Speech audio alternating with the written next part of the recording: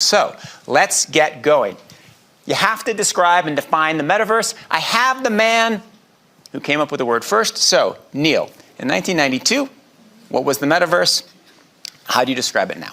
I'd been doing some work on kind of an experimental art project that involved heavy use of three-dimensional graphics stuff, which was expensive and difficult to use at the time, but it obviously had promise. And so I was asking myself, what would it take to make that kind of hardware as cheap as television was today? How do we turn it from a kind of laboratory curiosity into a mass market medium? And the idea that I came up with to answer that question was the metaverse. So as you say, it was published in '92, and then the next year, two things happened. Doom came out, and the web came out, and both of those things, as it turns out, drove the cost of 3D graphics hardware down much more rapidly and effectively than I thought they would. So it really turned into something that was driven predominantly, I think, by the games industry, as opposed to my kind of TV-centric vision of it. Looking forward to being surprised. I think anything I can sit here and predict is going to be outstripped by new kinds of creativity that are going to begin showing up. So to that point, a lot of times it seems like the internet and the web are just like a big machine for finding incredibly ingenious ways to screw artists. And just when I thought we had sort of turned the corner, the whole the AI art thing appeared. I saw just yesterday Getty Images is filing a big lawsuit to prevent the further use of its image library from by those kinds of programs. So, so what I'm hoping is that we can find a way to support the people who are needed to do the creative work that'll surprise us all and create a metaverse that, as I said, millions of people will want to visit and spend time in. Well, let me ask you a question on this. So you say anything you imagine will be outstripped by reality, but it's also the case that you imagine the reality we're in 30 years before most of us did. So tell me something that you're thinking about, not metaverse related, but a change to the world that you're seeing coming through tech or that you imagine that might come. So we're no longer talking about the metaverse, we're talking about everything? Talking about everything. You've got 1 minute to give us everything, Neal. We've got you on stage. We need the answer. In order for everyone to not die, we have to remove carbon from the atmosphere on a scale that is completely mind-boggling, even to people who consider themselves really well-informed about this issue. And that's going to be the biggest engineering project in the history of the world. And I think we'll do it and we'll succeed, but it's going to be a big adventure, and it's going to lead to mind-boggling results. I hope, not plastic. Where else you can get a group of people where you have two of the most important tech executives in the world, one of the best science fiction authors ever, and a really brilliant minister from Rwanda? You either get them at a Davos panel or a party at Mark Benioff's house. That's the only ways you can possibly get this group of people together. I am delighted. Now, let me introduce our amazing, amazing panel. Starting on my left, Pauline Gabiri. She is the Minister of Tech and Innovation for Rwanda. Then we have Chris Cox. He's the CPO of Meta Platforms. We have Enrique Lores. He is the CEO of HP Inc. And we have Neal Stephenson, who wrote Snowcrash and so many other things and has done all kinds of wonderful work from describing the metaverse to helping to build it. Structure of this session, also helpful for questions. We'll do a little bit of definitional because you're legally obligated to do that when you host a panel on the metaverse. Then we'll talk about some of the work that each of them is doing. Then we'll talk about some of the foundational questions and how the metaverse gets built, some of the ethical questions, and we'll end with some big thoughts about where we're going. So let's get going. You have to describe and define the metaverse. I have the man who came up with the word first. So, Neal, In 1992, what was the metaverse? How do you describe it now? I'd been doing some work on kind of an experimental art project that involved heavy use of three-dimensional graphics stuff, which was expensive and difficult to use at the time, but it obviously had promise. And so I was asking myself, what would it take to make that kind of hardware as cheap as television was today? How do we turn it from a kind of laboratory curiosity into a mass market medium? And the idea that I came up with to answer that question was the metaverse.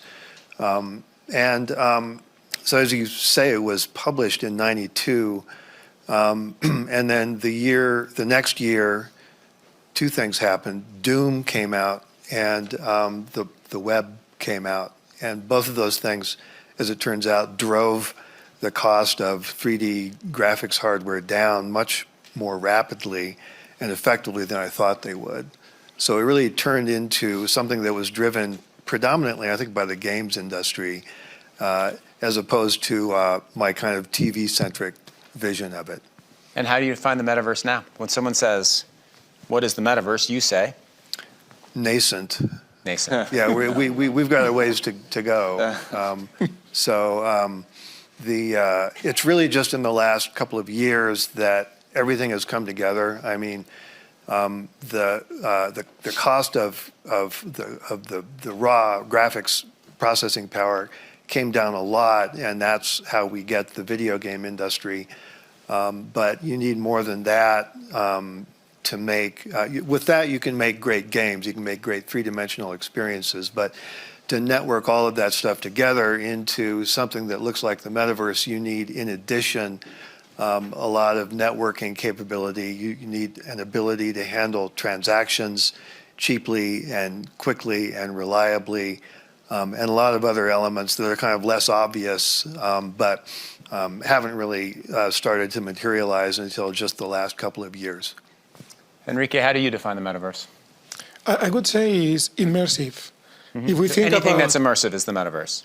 Is the way to really make the web and access to content immersive. If we think about what has happened during the last years, we started with text, we moved to images, we went to video. The next step is really to totally engage, totally get immersive experiences. This is what the metaverse is. Is it device independent? Can I have an immersive experience with my phone and have it be the metaverse? To a certain extent, yes, but the user interface is what is going to making the difference. If you think about when technology revolutions have happened, has mostly been driven by when the user interface has totally changed.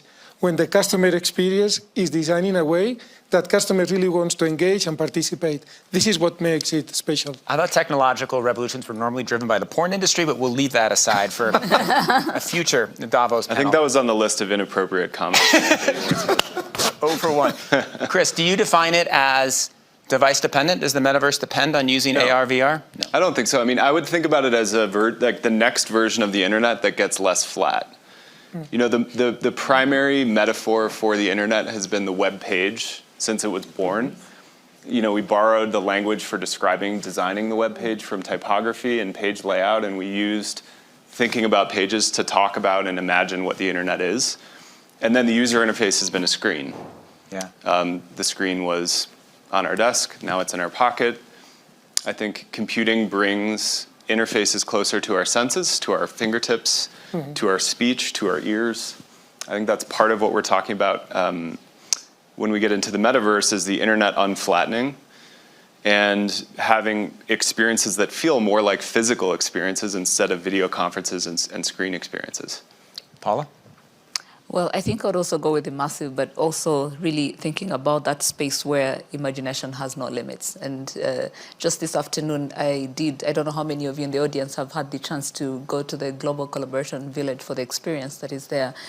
And my mind was blown away because I started to think, can this replace consultancies where I get a paper on a strategy, but rather give me tangible results on what are some of the things that I want to do and how can I feel them before I actually get in the real world to implement. Wow. All right. Well, I hope everybody does that experience. You can, basically, it's Davos with no legs. It's very cool. All right. So now I want to go around and I want to talk about I want everybody to talk about the work they're doing, we'll start with Neal, because it layers up very nicely the way this panel was selected. Good job, Wef. The different layers of how the metaverse is being built. So Neal, you not only write these wonderful novels, but you've actually started a blockchain-based layer for the metaverse. Explain what it is, what you're doing, and how people are using it. Yeah, it's called Lamina One, and it kind of emerges from the observation that I've made over the last sort of 10 years of working with games and game technology in different ways is that if we're going to have a metaverse that's being used and enjoyed by millions and millions of people, then there are going to have to be experiences in the metaverse that are worth having. And the people who know how to create those kinds of experiences right now, by and large, work in the game industry. And some of them work for great big AAA game studios. Some of them work for little scrappy indie companies. Some of them are even solo practitioners. But they're the ones whose talents are going to be needed to actually make a metaverse that people are going to want to visit. So what we're trying to do with the Lamina One project is to build a blockchain that is optimized specifically for those kinds of creators. There are a lot of people right now in the game industry trying to incorporate, and not just games, but other kinds of immersive experiences, but I sort of harp on games. But they're trying to incorporate blockchain into what they're building because there's a big overlap between what those people need to make money and what blockchain is capable of providing. But right now it's difficult and it's frequently a little scary. So what Lamina One is trying to do is, and it's early days and it's a kind of pure engineering project at this point, but we're building a chain that that can bring the benefits of that kind of technology to as many builders as we can reach. So for example, if I were one of those builders, I would build an application into some metaverse system, and underlying it, identity and other things would be stored on your blockchain layer?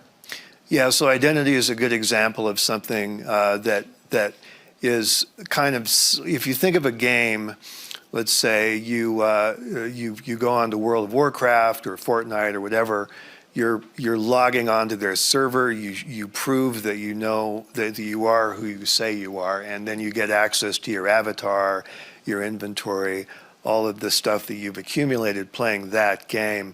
That works fine as long as you're sticking to one game. But if you want to fluidly move from one experience to another, then it doesn't work anymore because you're constantly having to sort of log out of one experience and log into another. So identity is one example of something that needs to be distributed and decentralized if the metaverse is actually going to work.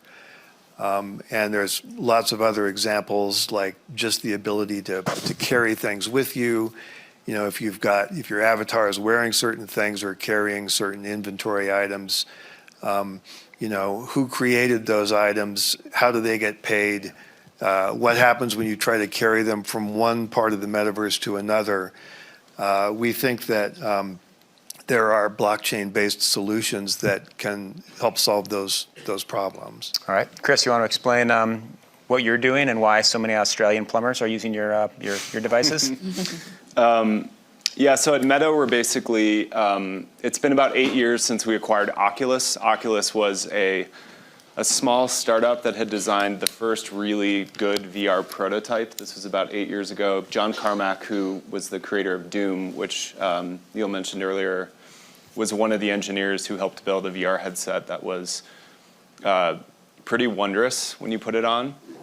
So we basically acquired Oculus, and then we've spent the last 8 years trying to productionize and improve VR to get to a VR product line that is affordable enough, usable enough, and impressive enough that it can be used in social experiences, fitness, gaming, medicine. You're starting to see it used, drug development, industrial design, for sneakers and cars. A piece of hardware that could be used to basically be used instead of a PC for things that wanted to be or were more naturally done in 3D. So we build a VR hardware line. We're working on augmented reality, which is a much farther out version of the future where you would wear, a nice pair of glasses like what many of you have on. It would be light, it would be comfortable. It would have waveguides that would allow you to see screens in front of you, your messages, the weather, translating the menu in front of you. You'd have a cursor to control it, with your fingers. You could speak to it, etc. We believe that one day that computing platform will be as important as the smartphone has become in our lifetimes. And so we're working on a lot of the early R&D to bring that to life. So that's VR and AR. We're also working on software. So Workrooms is an example of a piece of software we build to allow folks to have meetings in VR. So you put on a headset, and rather than a Zoom call or a Skype meeting, you could get together and actually have the experience of being together in a room. It's an avatar who's rendered as your body, but you have spatial audio, and you can see body movements, and you can see hand gestures. So rather than sort of seeing faces arrayed in a screen in front of you, you have a feeling of presence. And we view the feeling of presence as being the essential ingredient for the user experience of something that feels metaverse-like. And Workrooms, for us, has been the killer app of something that is a really meaningful reason to put something on in a work context, to put a headset on in a work context. So we're trying to build some of this software, and we're also trying to support a developer ecosystem of developers, again, across categories, including medicine, including education, including filmmakers who are starting to make 3D content. Really just trying to start to seed the ecosystem of content and experiences for VR. And you do have a lot of Australian plumbers training there. Enrique. That's news to me. Enrique, you have, you build a lot of services like business services in the metaverse. The coolest one that I read about is you're either working on or have already developed the ability to 3D print an object that's designed in the metaverse. Will you explain how that works and where you think that will go? Sure. Part of what we do in the company is really translate digital concepts into physical concepts. This is what we have been doing with printing for a long time, where we go from a digital photography into a paper photography. The same concept can be applied to print and to create physical objects. When we have engineers designing in the metaverse physical parts, we can translate them and create a physical object. And this is something that we have started to do and for which we already have some applications. And this is especially relevant when the part is unique and has been designed for a specific person. So for example, the case I brought here today is for gaming. These are personalized gaming keyboards where the gamer can design the type of keyboard he wants to use or she wants to use. And we can print that, and then we send it, and he will be or she will be configuring her own keyboard. Things like that we can do with almost any object, almost in any type of material. Wow. Paula, how is it being used the most in Rwanda? So I think for us, and it's really everything that we hear here is how do we create an enabling environment for that to all happen. So whether it's some of the policies we are putting in place around, deploying 5G infrastructure, we've had about the limitations around most 5G use cases, and I think with the metaverse you have a perfect use case on when a country or partners are deploying 5G. And so for us it's really looking at what are those foundations for this to happen, whether it's building high-speed broadband networks and making sure that they're accessible, affordable and available for everyone. And then the second bit is around talent, and so these are linked back to whether it's companies like Meta or it's startups that are building some of these use case applications and just creating the right talent that is going to build solutions that respond to those specific challenges or socioeconomic challenges that we are trying to solve for. And what is your vision of how the role the metaverse will play in Rwanda? You see the metaverse as the next great platform, and so you want lots of Rwandan companies building tools. You see it as a use case, and you understand it's going to be the next big platform, so you want to be using it. What is your vision? I think there are particular industries that we're already mapping out. So there's the tourism industry, the creative industry. There's also education. We're talking about immersive education experiences. I think earlier, as we were getting ready for this panel, we were just discussing whether it's in the medical field, how do you provide that opportunity for those hands-on skills even before, where people can simulate or learn before they can get in the real world. Right. And so these are some of those particular industries or use cases that we're already mapping out and figuring out what's important, which brings me to the last part of what are those foundations, which is data, the policies that need to be in place, whether it's around the availability and collection of data, the privacy laws around that, which are very important if you're really going to simulate some of these experiences. But very particularly, I think what we want to do as a government, even as public sector, is can we also walk the talk? We've talked about data-driven policymaking. What does it mean when we're thinking about metaverse use case applications? And when I did talk about consultancy, I wasn't joking because while we've used data models to sort of predict some of the policy interventions that we want to create, but sometimes it's also useful if you can simulate the impact of these policy interventions, and I think it gives more clarity and more confidence in how you're going to push some of the public investments. Excellent. I will say that we've had, actually this panel has already led to something good. In the green room, I asked Paula what headsets they were using in Rwanda, and she said, well, we weren't using Oculus. And Chris, why not? He said, we don't have the permits. And she says, I do the permits. So, Just like that. so anybody who's invested in Meta stock, it's going to shoot up because the sale's in Rwanda soon. So let's talk to some of the technological questions because they're so interesting, right? It's this like, right now, if you're talking about VR, obviously AR is better, but where we're dealing with right now, it's like a relatively heavy thing for the most part on your head. There's a battery, there's heat, and you may be tethered, you may not be tethered. There are all kinds of complex things, right? And many people have been in the metaverse. You maybe feel a little nauseous, though apparently nobody has thrown up at WEF at the demo yet.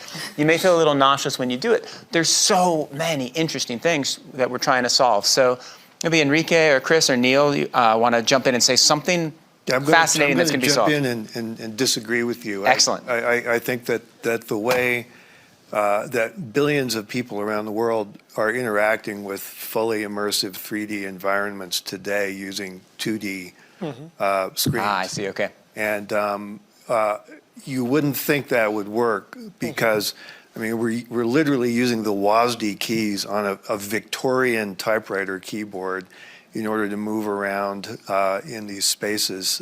And yet the brain is incredibly good at making us believe that we're actually in that space. And that's the basis of the game industry. So it's going to be both. Like the headsets are definitely coming on, both VR and AR, and they're getting a lot better. But don't discount the importance of interacting with the metaverse through a two-dimensional rectangle. Good. I think it's all going to depend on what is the use case and the application. There are applications where with some of the 2D technologies it's going to be perfectly fine. And if we think about how design has been done for many years, designers have been designing 3D parts using 2D technologies and has worked. And for other technologies, maybe in education, as some of the examples you were bringing before, a more immersive technology really will make a difference. And there are going to be multiple different type of applications and technologies that will develop for each. Chris, what's the hardest thing, most interesting thing you're trying to solve I mean, one right thing now? I mentioned to you previously on this is concurrency is an interesting problem we're running up against. So if you want like a comedy club experience is one of the experiences we've been playing around with, which is like a comedy club is not just about watching the comedian, it's about hearing the audience laugh and interacting with the audience. It's a very group experience, a comedy club. So we've been trying to try and figure out if comedy could work in the metaverse, and it turns out a comedy club with 18 people in it doesn't really work. You want a little bit bigger of a room. You want a room of around this size so you can hear the murmur and the roar. Like a big chuckle laugh, and you can hear whispers, and you can hear sort of people around you. If you want that to work, you need high concurrency. So you need lots of different people all of whose avatars are being rendered in a headset that's sitting in front of your face, where their movements were communicated over the internet. None of it can be pre-rendered. It all needs to be pretty accurate in timing, so that if you're gesturing or responding to a joke or a movement, I'm getting it, in less than a handful of milliseconds. And that trades off against how high resolution the experience is. So if you ever ask, like, well, why isn't the metaverse like super high resolution yet? Well, the answer is if you want really high resolution, you need to trade off against concurrency. If you want high concurrency, you need to trade off against latency. So we're running up against basically the computer processor and having to start to understand the trade-off space of which of those things in which context is most important. That's a little bit nerdy, but I think it paints a picture of... But is that a problem that inevitably gets solved as processors become faster, batteries become more efficient, everything starts to work better? Is it a problem that can be solved with Moore's law? Yeah, I mean, it will be helped by Moore's law. You also have the form factor problem, which is the computer gives off heat. And because the computer is not sitting there with a fan in front of it and is not inside of a device that has cooling, you have some physical constraints there that Moore's law doesn't get you outside of. But that's just a way of saying we're in the very early version, like the Xerox PARC stages of the hardware, where we're starting to try and figure out how to get around some of the technical constraints. But we're also learning about which of these things is most important for the user experience. And because it's not only the processing power, it's also the ability to upload and download information fast enough from the cloud. Right. This is another big limitation that, as Chris was saying, is really limiting how many things can be done at the same time. Which is why you need great 5G infrastructure in Rwanda. Everywhere. So I have a question that's coming from someone who works in this space. Probably 25 years ago, an engineer who said a remark that stuck with me, which is the speed of light sucks. and because ultimately, no matter how fast you make everything work, Yes. you've still got to transmit all of this at less than the speed of light. And so that's kind of the ultimate ceiling on how fast this stuff can work. But beneath that ceiling, there's all kinds of clever things you can do to make it seem like it's faster. Yeah. I mean, and this gets at, to me, one of the most interesting big questions about the metaverse, which is it like mobile, where it's like a whole platform world where everything happens, or is it like video games, which are a discrete, amazing thing, but some people use and some people don't, right? And so does it become a universal layer of our life, or is it discrete in particular, and maybe awesome, maybe not, and you use it for some things, or maybe you don't? It seems like all of you are saying it's going to become a universal platform, which kind of suggests that these problems will be solved pretty well, and they're not fundamental problems. Is that a fair way of looking at it? I think we hope so. I just think it's a matter of time. I think the internet's a pretty good way to think about the metaverse, because the internet, some parts of the internet are very coherent with each other. If you're inside of Wikipedia, if you're inside of Instagram, these are experiences that are self-consistent, that have a single designer, that have a single server, that have a single privacy and identity model where you understand the rules in those systems. Those systems are interlinked, so you can move from Instagram easily to Google Maps. You're not confused how you got there. The link, the hyperlink, was the thing that got you there. And I think part of what doesn't exist yet for the metaverse is what is the hyperlink? What is the model of travel from sort of one set of experiences for the other? What identity comes with you? Does your inventory come with you, to use Neal's example? Are you inhabited by the same person you were in the fitness experience when you go to the work experience? Probably you want to change clothes at least. And these are just some of sort of the examples of what we don't know yet when we talk about one big amorphous thing versus lots of different subdivided things, is there's going to be some coherence and connectivity between them. Well, and that's why it's so interesting and why I love having this panel, because at some point we're going to figure out what the hyperlink is, right? Or we're going to figure out whether your identity goes with you. And it'll be maybe a decision made by a company, maybe kind of a collective decision, but then it'll have huge consequences down the line, right? Neal, what to you is the most interesting open question about how the metaverse develops? It's who's going to develop it. Is it going to be, it's sort of the decentralized, bottom-up, organic growth model versus a centralized top-down approach, and each has its advantages. In my way of thinking, just it doesn't happen unless you create an open system that's kind of analogous to the early web or the early internet, where anyone who's interested can latch on to a shared protocol and begin to build what they want to build in that world. And a lot of what people build is going to go nowhere, but some of it is going to be taken up and embraced and used by large numbers of people. So we have to figure out a way to make sure that when that happens, the people who created it don't get screwed and get paid and recognized for the contributions that they've made. Well, so can you give some advice to Chris? Chris is a top-down company, a big, important, valuable company building out this. What should he be doing to match this vision, or is it impossible for a large, centralized company like Facebook, like Meta, to do that? I don't know enough about the internals of that company to... You've got one of the most powerful people right here. So I'm not sure how much he's empowered or willing to divulge in the way of proprietary data about those plans. But right now, the image that one has of Facebook and other big social media companies is very much that of a centralized, top-downish kind of organization. Is that, to what extent is that kind of coded into the DNA of what you guys are trying to build?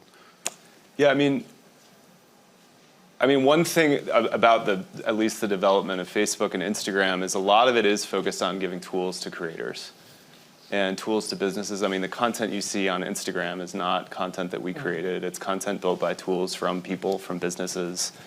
The creative tools that we give them is a lot of what makes the experience unique, along with some set of assurances around safety and privacy, which is where the centrality can offer a big benefit to the user.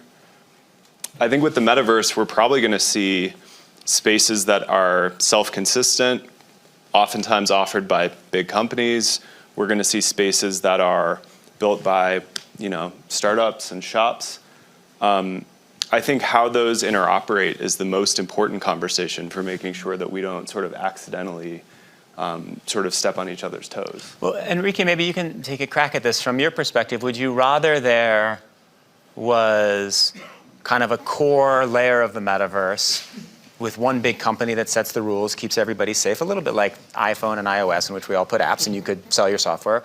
Or would you prefer it would be more like Android, right, where there's a layer with far fewer rules, you can put on what you want, and lots of different companies doing the hardware? Or would you rather it be completely open? What's better for your business? Which of the models of future metaversi, would you prefer? For our business, a more open metaverse is better. It will allow us to provide more value. But then you have to build in a whole bunch of different, form factors and frameworks and all that. That's still better. Yes, because it all depends about control points. If someone controls the full metaverse, the ability to add value is much smaller. And we have seen this in other parts of the technology world. Interesting. And this makes a big difference. Super interesting. What will be very important, though, is that no matter how many metaverses we have, there is a common layer of privacy and security that all of us can build from. And when we're talking about key enablers, this is one of the key enablers to make sure that this can be used in a secure way, where also consumers can be sure that their privacy is protected. That's a very important technology section that needs to be developed. Super duper interesting. Paula? I would also agree with an open model, because you're also talking about building capabilities across the board and also understanding that perhaps a one-size-fits-all may not just work. In the same way, we're going to be trying to figure out the different use case applications that may be unique to every country, to every region, to every part of the world. So the more you make it open, the more you empower more and more people that can build applications for the metaverse. So Chris, let's talk a little bit about how exactly Meta is building out. So explain the degree to which you're to the degree to which you're building hardware that can be used in multiple metaverses built by other people, to the degree that you're building software that can work on other people's hardware and to which other people can add apps, and to the extent that you're dealing with identity. Of these three different vectors, which is the most important to you, and where is Meta going? Yeah, so for Meta, the most important is to build experiences for people connecting and doing stuff together. That's sort of the mission of the company. That's the company's heritage. What does the living room look like? What does the conference look like between friends? What does a phone call look like? Those are, if you just look at what we do, with 80% of the company's investment, it's WhatsApp, it's Instagram, it's Facebook, it's Messenger, it's those sorts of experiences. So from a pure mission perspective, that's to us the most interesting question. We're developing the hardware and the operating systems just because they don't exist. I mean, this stuff doesn't exist in the world. We want to see them come into existence. We didn't set out to be a hardware company when we were born. But as it turns out, if you want to start to bring some of these experiences to life, sometimes you need to build the hardware. And you need to do the research, and you need to think about operating systems. But it's all completely open. I mean, if you look at our top apps, you're seeing game developers, you're seeing social experiences, you're seeing messaging experiences, you're seeing education, some of the stuff we've talked about, being built from companies around the world. And we want to be a platform that's open to everybody. And that's part of being a hardware platform that consumers want to use. Let's talk a little bit. This is such a fascinating debate. I love that we just had those last few minutes. I thought it was brilliant, interesting, and degree I'd never heard before. Let's talk for a minute about some of the rules that we'll have to make inside the metaverse, because we got a lot wrong. I think everybody can agree. We got a lot wrong in Web 2. And there are going to be all kinds of issues. I was just thinking when, the new devices, you can track someone's gaze, right? That's great for a meeting, right?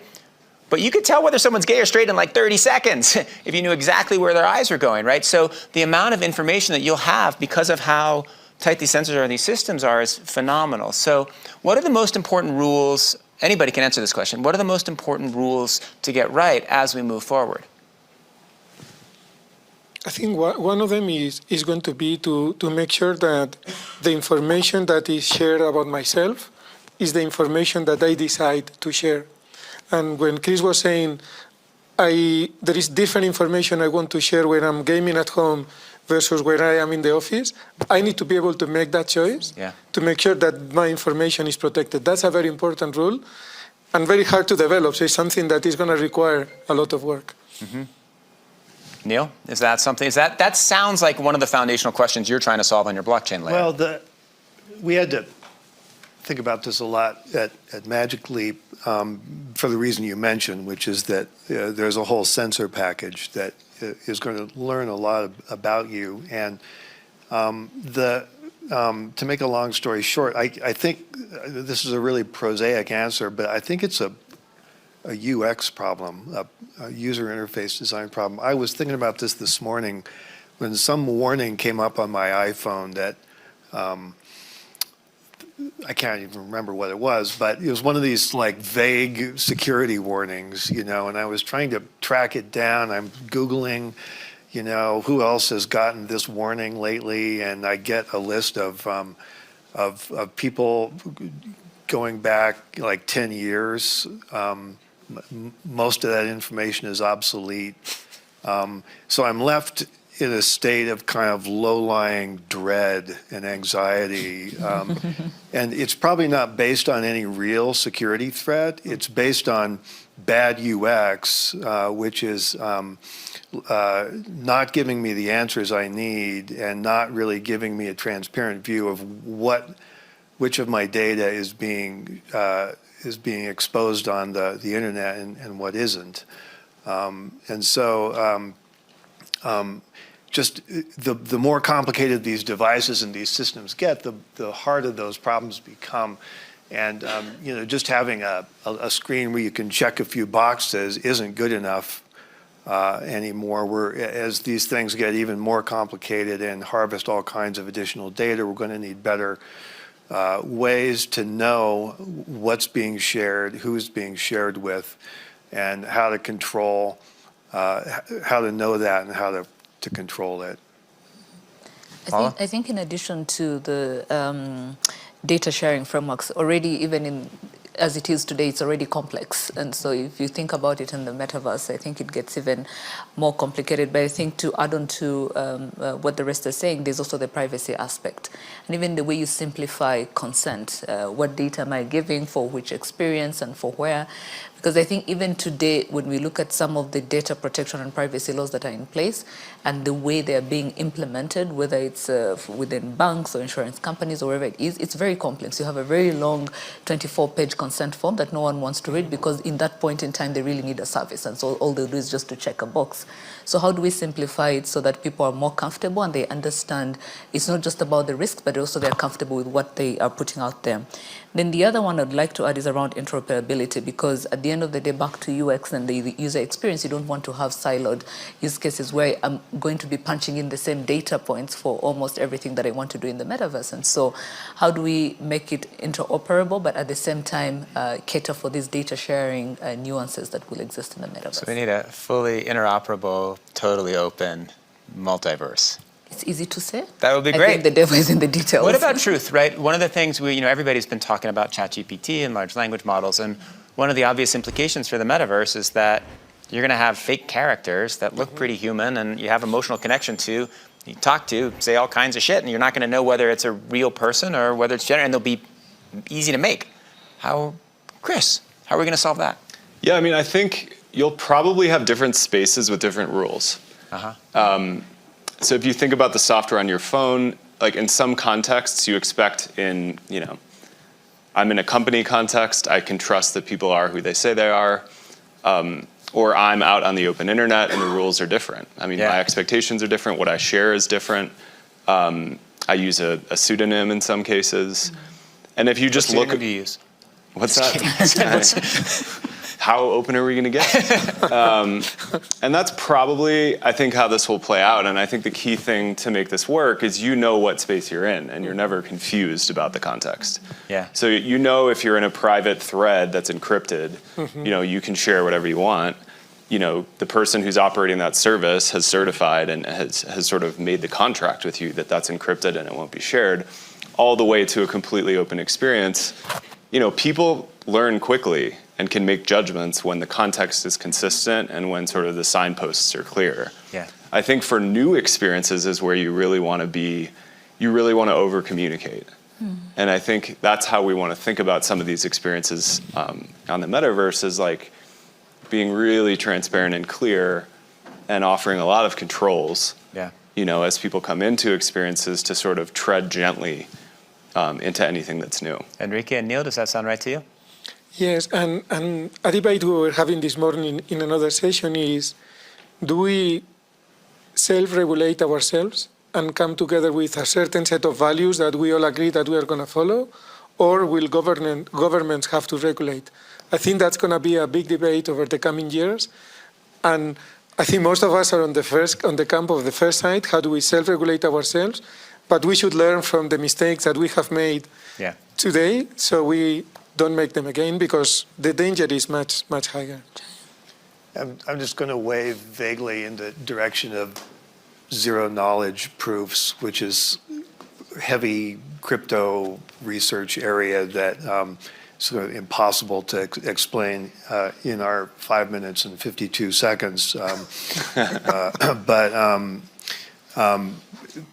But people in this room or people who are watching this might want to kind of keep an eye on developments in that space, because at least in theory, it offers a way to attack some of these problems. It's a way to cryptographically divulge some information in a provable way, but not all of your information. And if you use it right, I think it can be a layer in solving some of the problems that we're talking about. Fascinating. All right, well, we have, as Neal said, 5 minutes left. So let's talk about where we see this going in the next 5 years or 10 years. Why don't you give your most optimistic scenario for how this improves value for humans? Paula, do you want to start? I think I see, and particularly if I look at Africa, I see a lot of potential when we're thinking about healthcare, in terms of how we provide more targeted precision medical intervention. So there's a lot of potential right there. But also even just thinking about the demographics of the African population, where a lot of them, are in the youth bracket. What you see is also the creative industry having a lot of potential in terms of how it can transform that, but also how it creates value for many of our youth. And I think we've seen so many statistics around what the potential looks like. What is key is how do we provide those foundations that are critical to making sure that as a continent we don't remain behind in this revolution. And so you can play a crucial role in making it. One of the things we learned from Web 2 is the more people are involved in making it, the better it is. Yeah. Chris? 10 years? You can, let's do 10. 10. I mean, for me, it's something as simple as just taking a walk with an old friend, or your parents in Chicago, my parents in Chicago, just like actually having them there in front of you instead of making that call. Having experiences like that, to me, if you look at the most important experiences you have on your phone, a lot of them are the basics of just like reliable, good communication with the people you care about. I think bringing those into some more physical experiences is going to be powerful. And it's something, obviously, there's many steps between here and there. You go for a walk, you walk down the promenade, your parents are with you on the promenade, or you're both out walking wherever you're walking and you're in some shared space there? Oh, I'm imagining you're taking a walk wherever you actually are in real life, and instead of the video conference, you have somebody there with you who's alongside you. Or we could go for a run together, Nick. Be wonderful. Enrique? I think there are going to be tremendous changes in many of the key things that we do today, from education, as Paula was saying, communication, providing medicine or access to medicine to remote locations. All of these experiences are going to be transformed. On the other side, what we don't know today yet is what is going to be the impact on the society of all these changes. Yeah. In the same way Web 2.0 is having still a lot of implications in how kids communicate, what are going to be the implications of these new experiences, I think is something we'll have to learn. Neal? I'm looking forward to being surprised. I think anything I can sit here and predict is going to be outstripped by new kinds of creativity that are going to begin showing up. So to that point, a lot of times it seems like the internet and the web are just like a big machine for finding incredibly ingenious ways to screw artists. And just when I thought we had sort of turned the corner, the whole the AI art thing appeared. I saw just yesterday Getty Images is filing a big lawsuit to prevent the further use of its image library from by those kinds of programs. So, so what I'm hoping is that we can find a way to support the people who are needed to do the creative work that'll surprise us all and create a metaverse that, as I said, millions of people will want to visit and spend time in. Well, let me ask you a question on this. So you say anything you imagine will be outstripped by reality, but it's also the case that you imagine the reality we're in 30 years before most of us did. So tell me something that you're thinking about, not metaverse related, but a change to the world that you're seeing coming through tech or that you imagine that might come. So we're no longer talking about the metaverse, we're talking about everything? Talk about everything. You've got 1 minute to give us everything, Neal. We've got you on stage. We need the answer. In order for everyone to not die, we have to remove carbon from the atmosphere on a scale that is completely mind-boggling, even to people who consider themselves really well-informed about this issue. And that's going to be the biggest engineering project in the history of the world. And I think we'll do it and we'll succeed, but it's going to be a big adventure, and it's going to lead to mind-boggling results. I hope, not plastic. Well, thank you so much. Thank you to this fabulous panel. Thank you to the audience. Thank you to everybody for watching online. I learned a ton.